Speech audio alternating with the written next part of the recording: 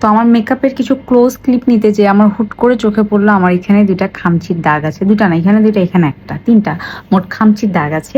তো সেই ঘটনার কথা, এবং এই জন্য আমি আমার মাকে প্রচন্ড দায়ী করি।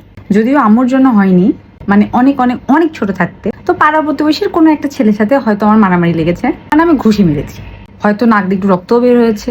সে যাই হোক, আমি বেটাকে ঘুষি মারছি, তাহলে তুই আমাকে ঘুষি মার না? বেটাই দিছে আমারে খামচি, এবং এই হলো সেই খামচির দাগ। তো ছোটবেলা থেকে আম্মু এখানে চন্দন, হলুদ, নিম, থানাকা কোনো কিছুই বাদ দেন নাই, সব অ্যাপ্লাই করে দেখেছি, কিচ্ছু হয়নি। তো আমি আম্মুকে জিজ্ঞেস করেছিলাম, আম্মা তোমার মেয়ের সাথে এত বড় একটা ট্র্যাজেডি হয়ে গেল, তাও আবার এত ছোট একটা মেয়ে, তুমি কিছু করলা না? আম্মু বললো না, সে নাকি গেছিল প্রতিবাদ করতে। তো প্রতিবাদ স্বরূপ সে কি করেছে, বাচ্চাটার মায়ের সাথে ঝগড়া করেছে। আমার কথা, বাচ্চার মায়ের সাথে ঝগড়া করলে কি আমার এই দাগগুলো কমে যাবে? আমি তো ওকে শুধু ঘুষি দিছি, ঘুষিতে তো বেশি কিছু হয় নাই, নাক দিয়ে রক্তই পড়ছে হয়তো। আর ওর খামচির দাগ যে আমার সারা জীবনে গালে দুই পাশে রয়ে গেছে।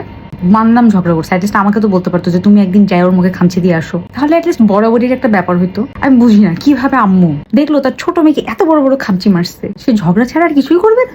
এটা কেমন কথা? তো যে আপুর আমাকে জিজ্ঞেস করেন আপু কি করলে পক্সের দাগ যাবে, তারা প্লিজ আমাকে বললেন কি করলে এই খামচির দাগ যাবে। এই জীবনে বহুত কিছু লাগাইছি, কিছুতেই এই দাগ কমে নেই। আমার পোর্স ইজিলি মিনিমাইজ হয়ে যায়, তবে এরা ড্যাক ড্যাক করে তাকায় থাকে। ছোটবেলায় তো বুঝি নাই সারা জীবনে এটা বয়ে চলতে হবে, নাহলে ঘুষি না মেরে আমিও খামচি মেরে দিয়ে আসতাম।